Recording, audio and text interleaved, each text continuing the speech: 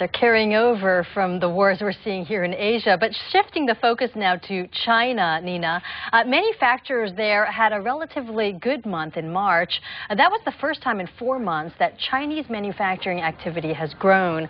Official figures released on Friday show China's PMI for March rose to 53.4. That's just over 1 point, up from February's 52.2 reading. Now, a number above 50 shows an expansion in manufacturing from the previous month. And staying with China, a spokesperson for the Chinese Ministry of Commerce says the country's outbound direct investments will probably exceed foreign direct investment into China in the next 5 to 10 years. The unrest in northern Africa and the Middle East cut Chinese investment abroad. But here are the statistics according to the ministry. China's outbound direct investment, or ODI, in the non-financial sector hit $59 billion in 2010. Political turmoil has caused domestic businesses to suffer setbacks in Africa, which is the prime destination for China's international projects. In the first 2 months of 2011, the value of China's newly signed contracts in Africa fell 53.2% to $3.47 billion US. Of course, that's because of all the turmoil there. China's contracts in Algeria are down more than 97%. Its contracts in the UAE dropped 54.2%. And as the civil war rages on in Libya, Chinese contracts there have fallen by more than 45%.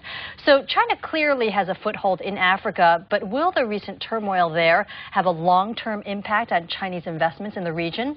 To shed more light on this picture, Duncan Innes-Ker joins us now live from Beijing. He's a senior economist at the Economist Intelligence Unit, which is an independent research group. Duncan, great to see you. Thanks so much for being with us. Let's first start with the China-Libya connection. According to the Chinese Ministry of Commerce, China has 50 major projects in Libya worth about $19 billion. Can you give us an idea of what kinds of projects these are and what will happen now that the operations there have suspended? Yes, sure. China's got a lot of operations in Libya. In 2008, for example, Libya saw over $10 billion in contracts, construction contracts signed.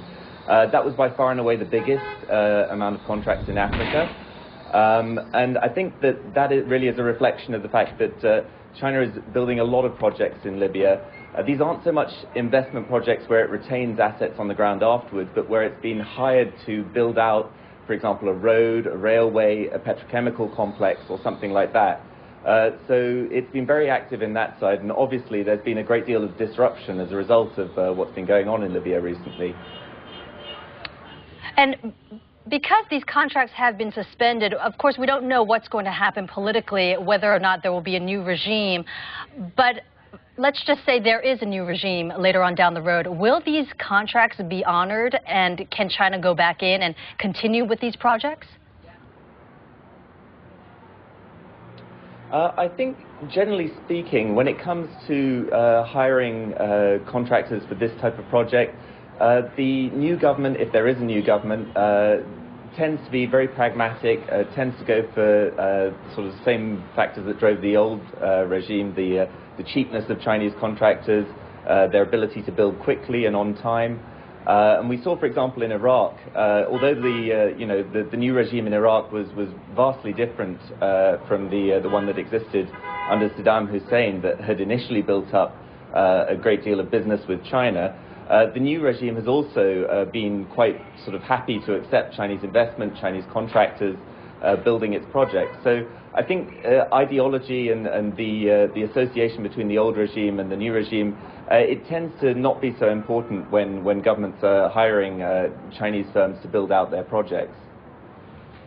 Let's broaden this out to a more global perspective. China has diversified its projects around the world. They've got investments in Russia, South America, Australia, pretty much everywhere. So will the instability in Africa really drag down its progress in investments? I don't think it'll drag it down, but it will make it increasingly aware of the sort of political risks that are attached to doing business on the international stage. I think it's worth saying that the government was already becoming more and more aware of this as the volume of business that it did internationally picked up. For example, last year it instructed banks to develop their own risk models that look not only at economic risk of doing business in foreign markets, but also at the political side of the stability of regimes and so on. So the government has been on top of this issue, and I think this will only strengthen its focus on issues like political risk going forward. All right, Duncan Innes-Ker from the Economist Intelligence Unit joining us live from Beijing. We appreciate your insight. Thank you.